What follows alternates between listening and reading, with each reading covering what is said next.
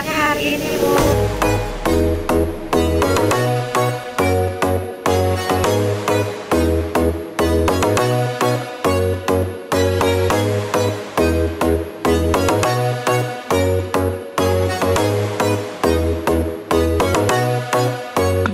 Selamat pagi, Bu Lilis. Bagaimana kabarnya hari ini, Bu? Halo Bu Rahmi, selamat pagi juga. Hari ini cukup lumayan baik Bu Rahmi, sesuai dengan kondisi cuaca kita di pagi hari ini yang sedikit rintik-rintik hujan. Itu menambah suasana menjadi hangat ya, Bu ya. Iya, apa itu ada teh hangat ya? Iya betul. Kalau ada teh hangat ada temannya, Bu ya. Ada pisang goreng. Sangat tepat sekali itu, Bu. Sarapan pagi. Iya. Ya, baiklah Ibu. Kira-kira nih apa yang saya bantu nih Bu hari ini? Iya, baik Bu, ada yang ingin saya sampaikan nih Bu mengenai persoalan tentunya tentang mengenai pembelajaran kita di sekolah seperti biasa ya Bu Rahmi, bahwa kita adalah guru, tentunya pasti banyak persoalan-persoalan yang kita hadapi pada saat pembelajaran di sekolah. Nah, yang ingin saya diskusikan dengan Ibu hari ini adalah bagaimana nih Bu cara meningkatkan kompetensi agar saya dapat mengelola kelas dengan baik. Nah, luar biasa sekali ya Ibu ya. iya, terima kasih. Luar biasa ingin meningkatkan kompetensi di dalam kelas ya. Bagus sekali. Tapi kalau saya boleh tahu apa ya Bu kira-kira tujuan Ibu dalam meningkatkan kompetensi? Nah, di sini yang ingin saya sampaikan itu adalah bagaimana sih Bu supaya kita itu menciptakan kelas yang kondusif, menyenangkan, agar para murid-murid kita ini dapat menerima pembelajaran, memahami pembelajaran kita dengan baik. Tentunya kan harus nih Bu, kondisi kalau suasana menjadi baik gitu kan, suasananya nyaman, tentunya anak-anak ini bisa menerima pembelajaran dengan baik. Nah, begitu Bu. Betul sekali ya Bu ya. Iya. Kira-kira itu apa sih yang sudah Ibu lakukan untuk mencapai tujuan yang dimaksudkan tadi? Apa ya Bu ya? Saya sih pernah mencoba Bu mengenai berbagai metode pembelajaran. Nah, apakah mungkin ya Bu ya? Mungkin belum ada yang efektif gitu kali Bu, atau gimana ya menurut Ibu? Karena ada beberapa yang pernah saya coba ya, tapi masih belum gitu. Belum efektif. Kira-kira waktu Ibu ini dengan metode yang pembelajaran yang sudah pernah Ibu lakukan, ada nggak kira-kira tantangan Ibu untuk mencapai tujuan? Tantangan sih ada ya Bu ya.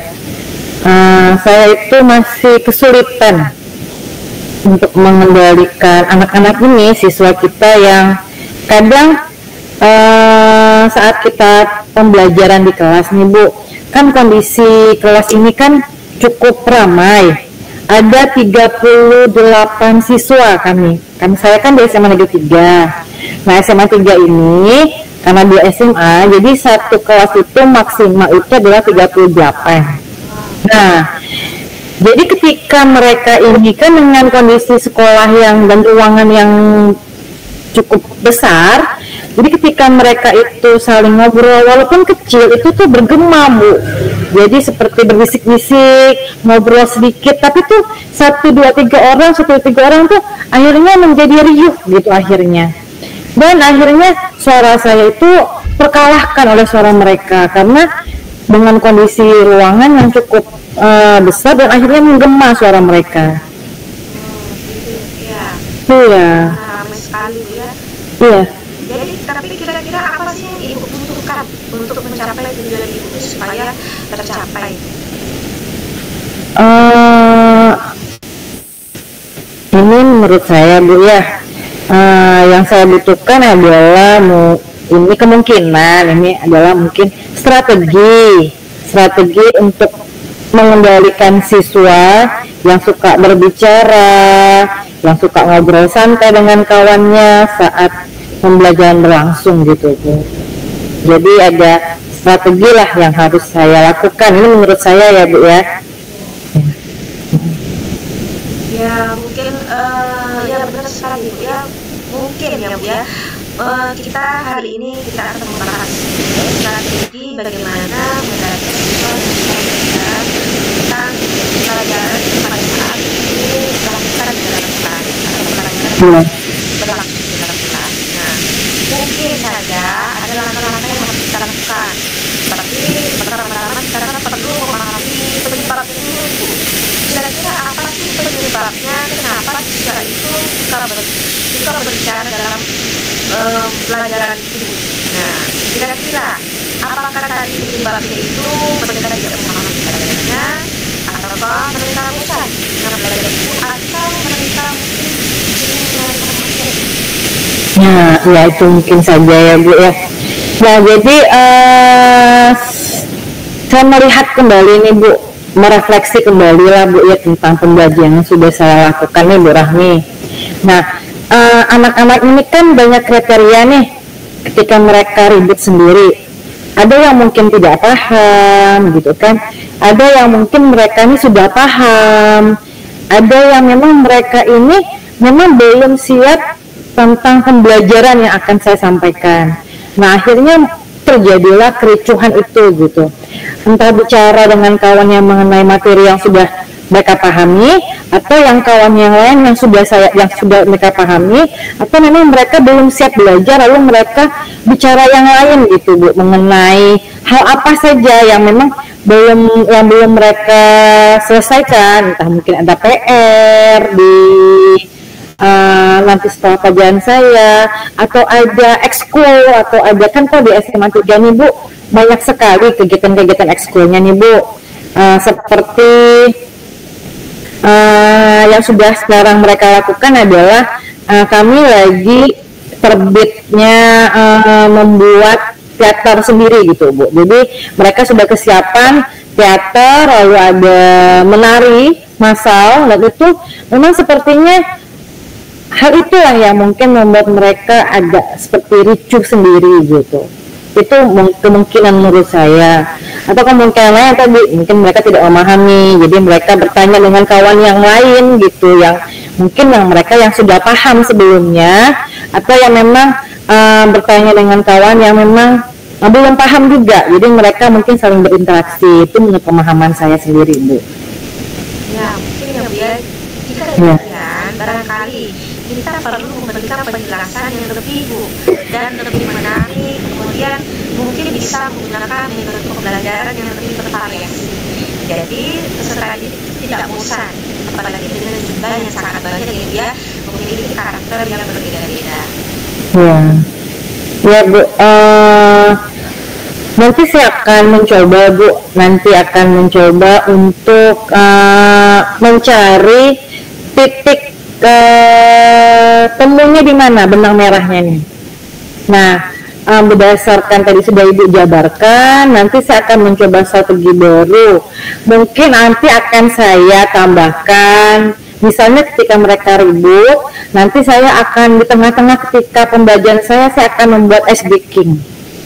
Atau saya menggunakan mindfulness, itu yang pernah yang saya terapkan sebelumnya di kelas yang agak tenang. Itu saya akan coba mindfulness, lalu saya akan mencoba ice breaking.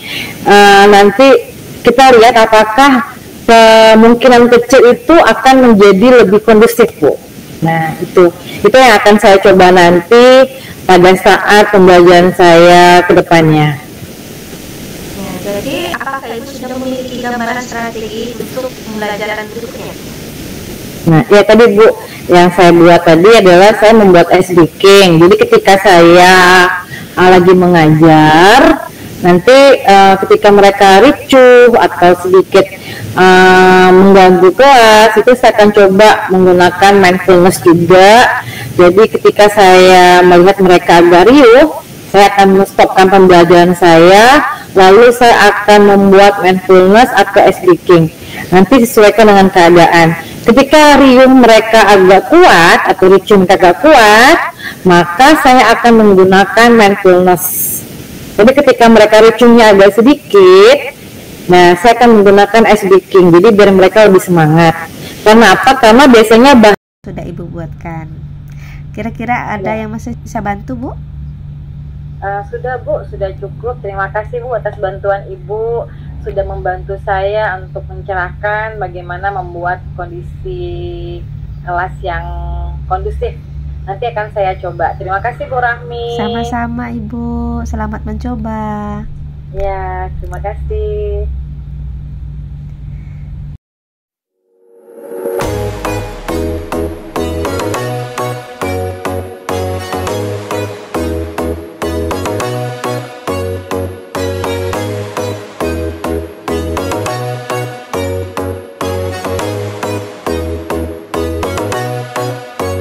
Oke, baik. Selamat pagi Bu Rahmi. Bagaimana kabarnya hari ini?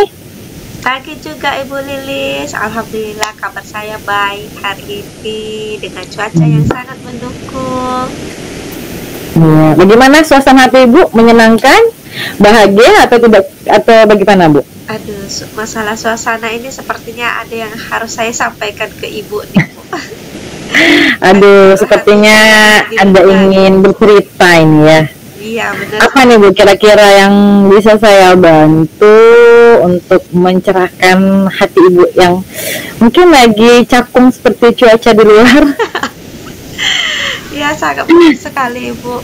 Saya sangat membutuhkan pencerahan karena sesuai di hati di luar ini mendung ya Bu ya. Iya. Semoga Ibu bisa jadi matahari untuk saya pada hari ini. Amin, tentunya ya Bu. Iya. Kita akan bisa saling membantu supaya terselesainya masalah Ibu. Ya, gimana nih Bu? Apa yang bisa dibantu kira-kira? Yang ingin Ibu sampaikan apa nih Bu? Kira-kira Bu Rahmi? Jadi gini Bu, saya ini ingin meningkatkan tanggung jawab peserta didik dalam mengumpulkan tugasnya. Karena beberapa siswa dari sekian siswa itu ada yang tidak mau mengumpulkan tugas. Jadi tanggung jawab dan disiplin itu sangat kurang sekali. Oke. Berarti mengenai disiplin dan tanggung jawab ya Bu ya, mengenai pengumpulan tugas ya Bu? Iya, benar sekali. Iya, bagus sekali Bu atas cerita Ibu ini. Nanti kita akan coba ya, akan coba menggali. Nah, tapi sebelumnya kira-kira nih Bu, apa tujuan Ibu nih untuk meningkatkan minat belajar anak-anak didik Ibu ini? Saya itu inginnya sih anak-anak itu kreatif Bu ya, mandiri gitu ya. Apalagi bagi saya itu belajar SPK sangat mudah sebenarnya Bu ya. Jadi menurut saya sangat kayaknya nggak pas gitu kalau tugas itu nggak dikumpulkan, padahal belum dengan berdasarkan survei banyak sekali anak-anak muda yang nah, jadi saya sangat membutuhkan anak-anak dan pengen tujuannya tuh anak-anak kreatif dan anak itu menyenangkan dalam belajar. Ya, itu tujuan Ibu ya. Jadi menyenangkan, menciptakan siswa yang kreativitasnya tinggi. Karena Ibu mengajar seni budaya ya Bu? Iya, benar sekali. Ya. Seni budaya ini sangat menyenangkan loh Bu Rahmi. Iya. Kalau saya di waktu saya SD itu sampai SMP, justru yang paling saya senangi itu adalah seni budaya. Karena itu mata pelajaran kita tunggu-tunggu Bu. Iya. Dari Senin sampai hari Sabtu ya dulu sekolah ya Bu ya. Sama Ibu, saya Iya, sama. Jadi memang berarti ada kalanya memang sebagai guru itu tetap kita ada rasa kenapa mengumpulkan tugas. Padahal ini menurut kita ini hal yang menyenangkan ya Bu ya. Jadi kenapa tidak bisa siswa ini mengumpulkan tugas padahal sudah kita berikan informasi yang jelas ya Bu ya, Bu Rahmi ya. Iya. Iya, betul. Nah, dari situ pertanyaan saya, bagaimana ya Bu ya, menurut Ibu, yang Ibu lakukan itu mencapai tujuan tidak kira-kira? Tujuan ibu saat pembelajaran? Ya, menurut saya sih, saya ini sebenarnya pengen mencoba dan bahkan sudah mencoba berbagai metode pembelajaran di dalam kelas. Tapi ya mungkin menurut saya tuh belum ada yang tepat atau yang benar, yang efektif untuk anak ini yang menurut saya sangat sulit untuk mengumpulkan tugas. Nah, ini kayaknya belum kena metode ini yang saya ajarkan untuk peserta didik ini. Gitu. Iya Bu. Memang ya mengumpulkan tugas ini memang sepertinya masalah besar ya Bu, karena kita harus bergelut dengan yang namanya penilaian. Iya. Karena mereka tidak ada mengumpulkan tugas, berarti tidak ada ya Bu Rahmi? Iya, itu dia Bu. Jadinya di situ kita mau menilai kan Bu. Iya, betul sekali. Jadi kalau memang misalnya kita memberi nilai simsalabim itu juga tidak bisa ya Bu, karena kita harus berdasarkan penilaian, ya, penilaian dengan mengumpulkan tugas itu salah satunya ya Bu ya. Nah, dari situ tuh Bu, apa yang menjadi tantangan Ibu agar dapat mencapai tujuan tersebut Bu?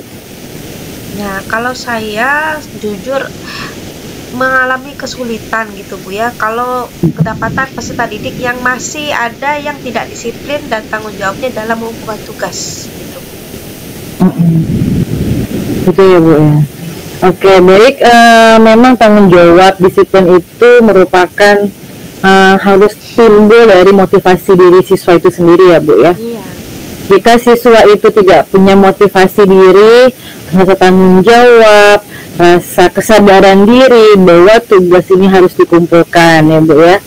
Nah, jadi pertanyaan saya selanjutnya itu adalah bagaimana ya Bu Ibu melakukan